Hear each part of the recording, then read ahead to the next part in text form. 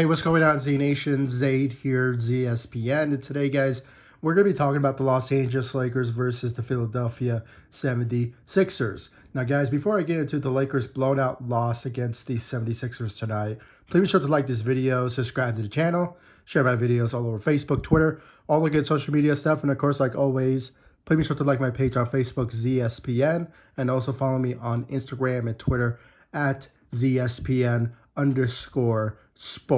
Much appreciated.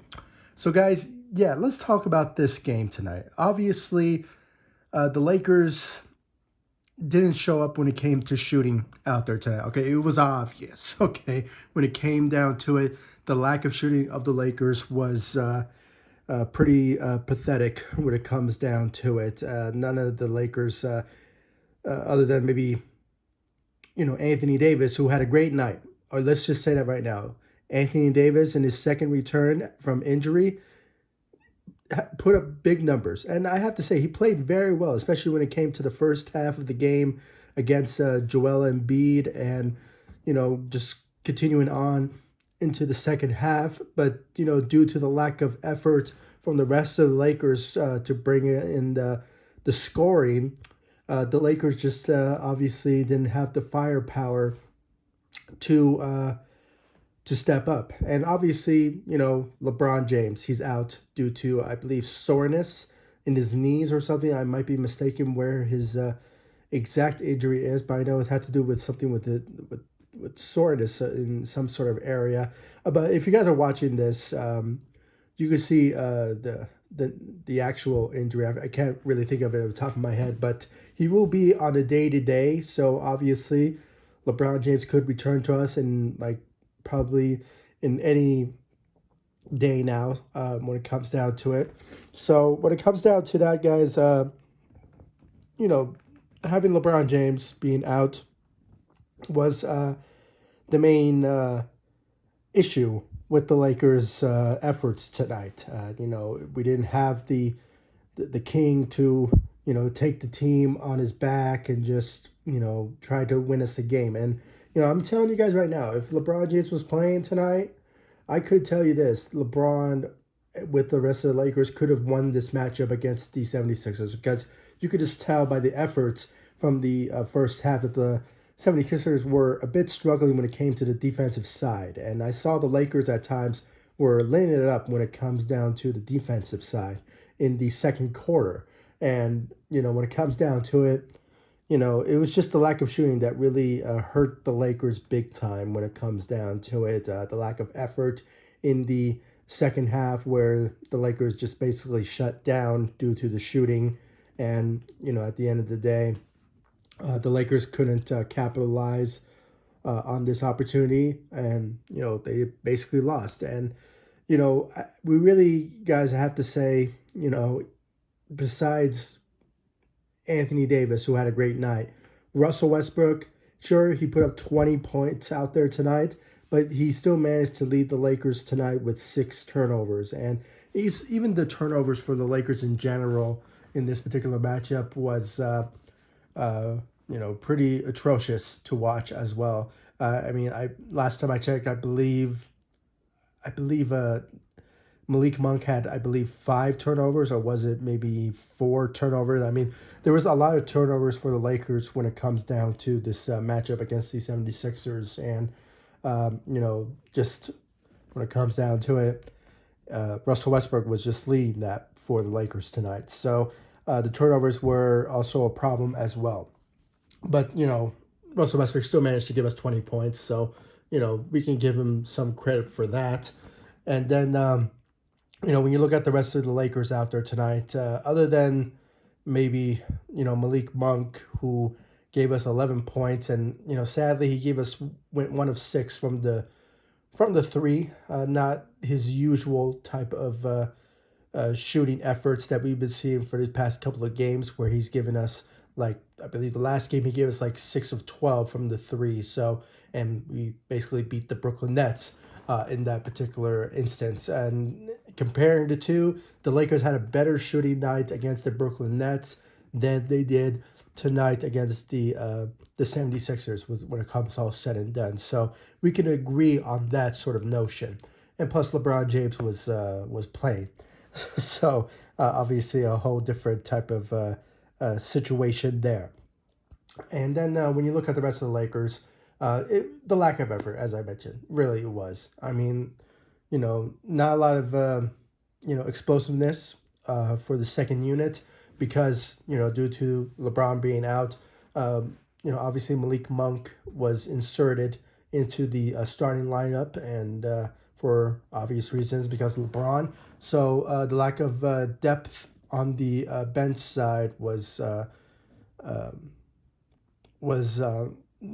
didn't show up. So obviously, and then you only had Carmelo Anthony who had 9 points leading the bench, and I believe I didn't check his threes, but I think he only made 1 3 out there tonight. So as I said, guys, the lack of shooting, and I'm probably on a loop by saying this, it was atrocious for the Lakers when it comes down to it, and you know I know that maybe some Lakers out there are saying that this is a cycle now. The Lakers win one and then they lose one. They win one and they lose one. So, and I kind of see that this is a type of issue that the Lakers are dealing with.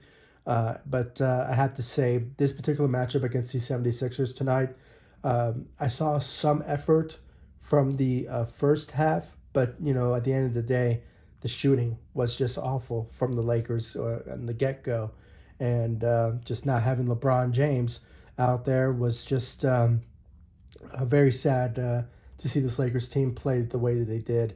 And you think that, with the star power that we have with Anthony Davis and Russell Westbrook, that they could have, managed to, win this particular matchup because of the the All-Stars and, even the champion that is Anthony Davis. So when it comes down to it, you think that the Lakers could win these type of games, but unfortunately, guys, we've been seeing we're now in almost at the end of January, and the Lakers are still struggling. And when it comes down to the trade deadline, there's still unknown of what the Lakers will do when it comes to improving the team and who they trade. So it's still on the table of who the Lakers will trade for.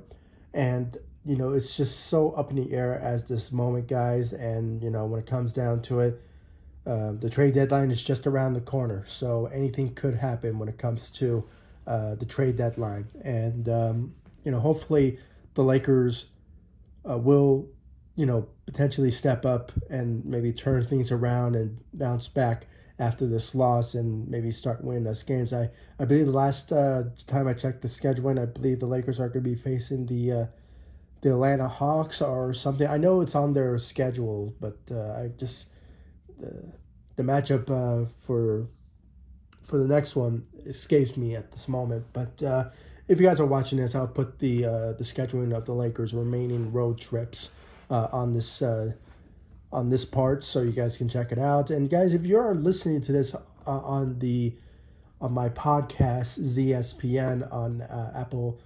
Podcast or Spotify, I really do appreciate it, and thank you for listening. Obviously, when it comes down to it, it's basically the same content that I give on YouTube, only you can listen to me on the go.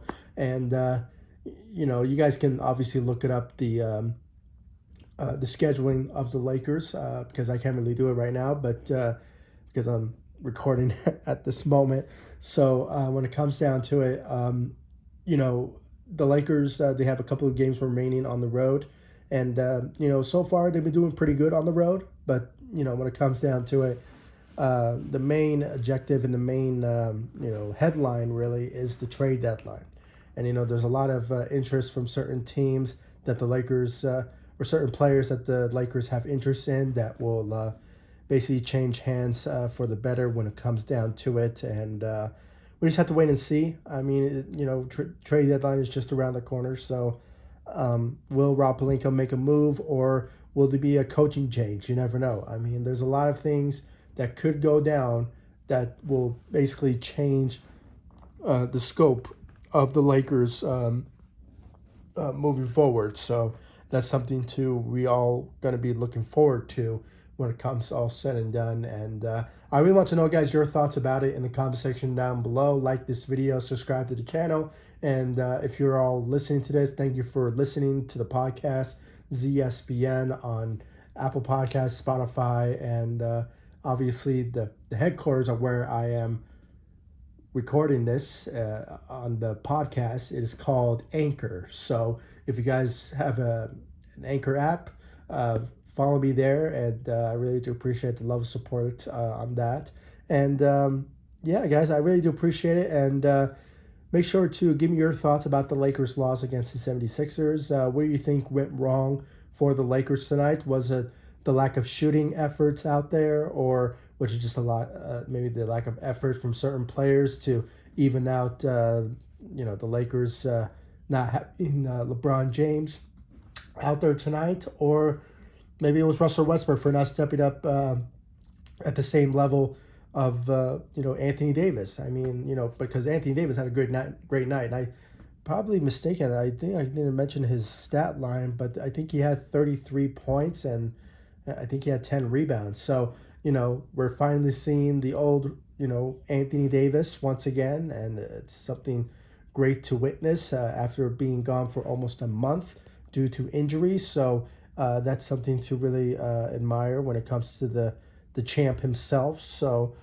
great to see Anthony Davis back on the floor and giving us his dominance on the defensive side and the offensive side with his dominance when it comes all said and done. And hopefully he continues on once LeBron James returns from his injury. Or I don't really think it's an injury. It's just he's dealing with soreness. So to a day-to-day type of absence of LeBron James. But hopefully the Lakers will step up and hopefully start to win maybe some games here and there, maybe without LeBron.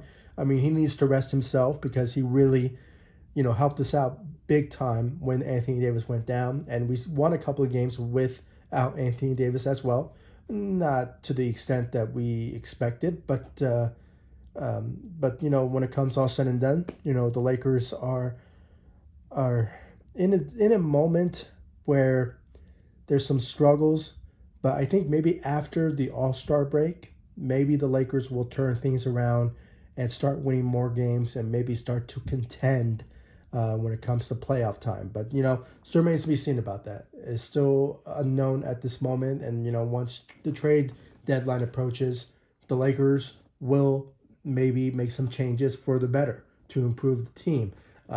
Whether it's involved with THT or maybe Russell Westbrook, who as of late has been in the rumor mill as of late. And guys, if you have been following me on Instagram and on Facebook and even on the community chat, I did post a I guess like a trade machine type of scenario where Russell Westbrook is involved with a trade with the Minnesota Timberwolves, and I personally suggested that maybe the Lakers could make a trade for Russell Westbrook in exchange for D'Angelo Russell and either maybe I don't know, maybe like a second round draft pick, or maybe Patrick Beverley in a potential trade. Because when I did the math, it basically matches when it comes down to making the money work. So obviously when it comes down to that was my own personal prediction or my analysis, or it was basically an article that I saw, but I kind of saw that this is more of a likely scenario in my eyes if the Lakers would have pull off a trade like that. But it is a rumor. It is not basically going to happen, and I haven't really been hearing about it since. So that's something that I just wanted to put out there for all of you to listen. And so when it comes down to that, I really want to know your thoughts about that also. So please give me your thoughts about it. But overall, guys, please give me your thoughts about the Lakers' loss against the 76ers. Like this video, subscribe to the channel, like all of my social media sites, Facebook, Instagram, Twitter, at ZSPN. And I'll leave the link to those in the description of this video so you guys can check out my social media sites. And, of course, my podcast, I'll leave the link to that in the description as well. And I'll see you all in the next one. Thanks so much for watching. Go Lakers. Take it easy, guys. Stay safe out there.